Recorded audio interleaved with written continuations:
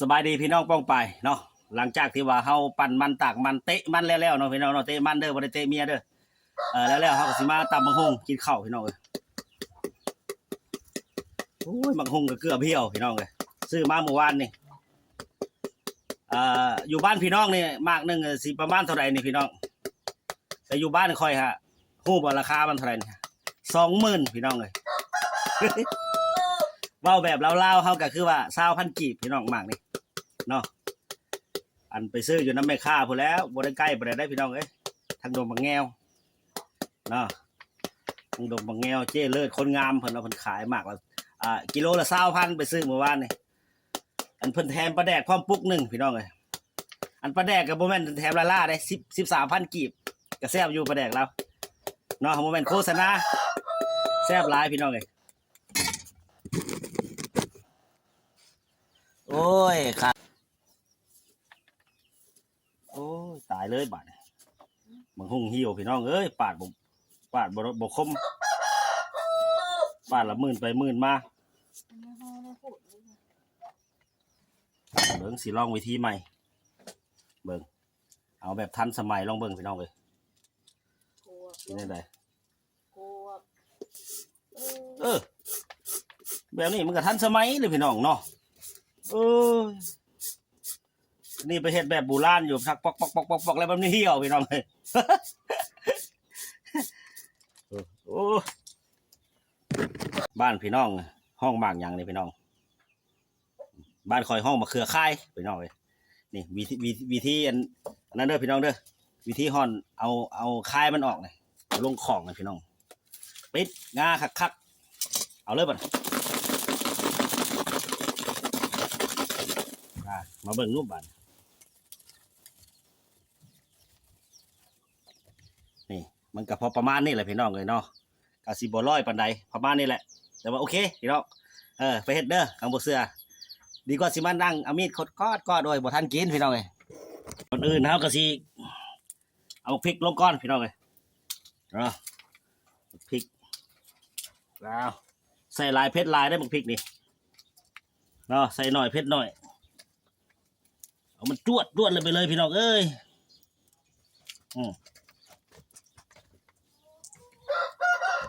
เอาสีสันแบบน่ากินโอ้ลืมอย่างหนึ่งกระเทียมพี่น้องเอ้ยเตรียมก่อนเด้อเอาใส่ละ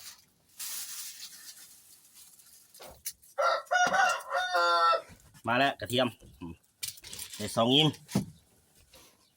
อ๋อโอ้ยมีโคกแล้วก็ยังบ่มีซากบ่ได้เลยพี่น้องเอ้ยเนาะจับ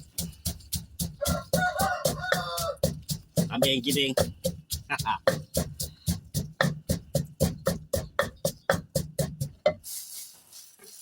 นี่บ้านเจ้าห้องมากอย่างเนี่ยบ้านคอยห้องมักเล่นมักเครือก็ได้ด้วยลงไปใส่ลายแซ่บลายอันนี้ก็ได้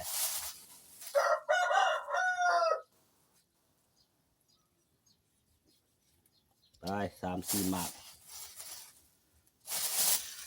ากที่5เข้าปากไปหน่อยมะเขือคายอยู่เขตอื่นลังเขือเขาห้องมะเขือเอิกเอาแต่บ้านข้าพเจ้าก็ห้องมะเขือคายปืดลงไป4 หมากพอพี่น้องที่สมพดมานี่หมักนาวมาเลยน้องเลยใส่หมักนาวไปซีกนึงออกในมันจู้ลงปลาแดกแซ่บปลาแดกนัวบริโฆษณาเด้อพี่น้องเด้ออันข้าเว้าเนี่ยจะว่าเพิ่นสิไปแว่ห้านเพิ่นมื้อหน้าจะว่าเพิ่นสิให้อันน้ำแร่ลืมโตจักป่อง2 ป่องบ่จักพี่น้องเลย นี่ใส่ลายแซบลายพี่น้องเลยใส่หน่อยแซบหน่อยแป้งนัวนี่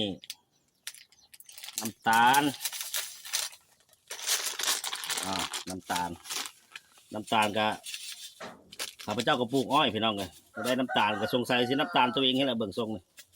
แต่พอประมาณเนาะจุ๊บ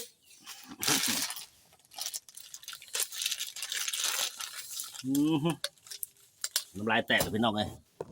ได้ก็คือน้ำปลาหวานพี่น้องเลยเนาะ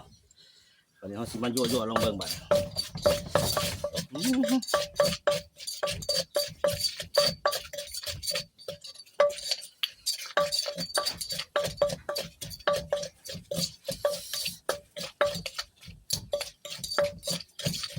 ซีเบิ่งรสชาติของเพิ่น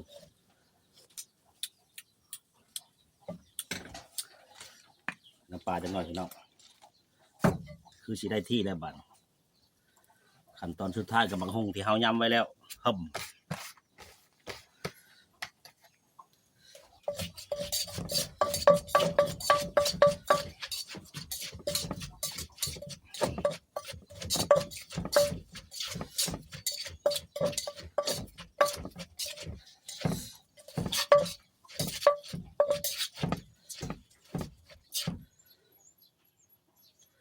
ซีมาก่อนพี่น้องเลย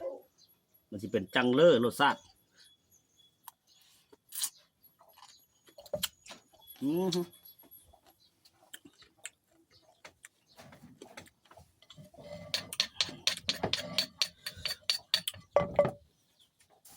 จากนัวเลิกๆแน่น้อยหนึ่งพี่น้องเอ้ย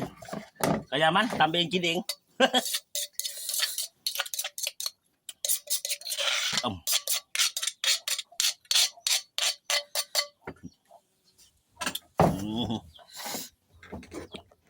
ว้าพี่น้องบาทเลยคำแรกแหกมากระทินน้อย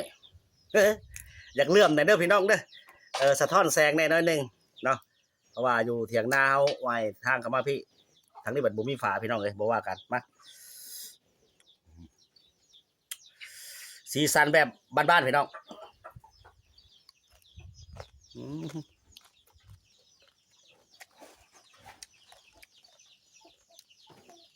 คำเข่า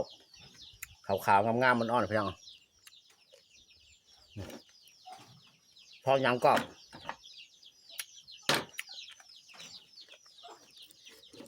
อันนี้แค่พี่น้องเลยแค่หัวมากินน้ำกันเลยพี่น้อง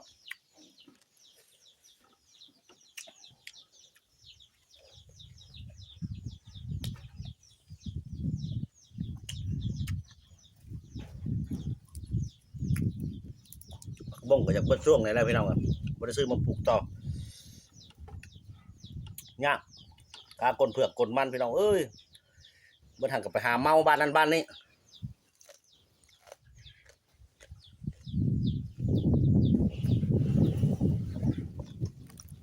เหือแตกเต็มโตเราสุดยอดพี่น้องเอ้ยตำมะฮงยำเที่ยง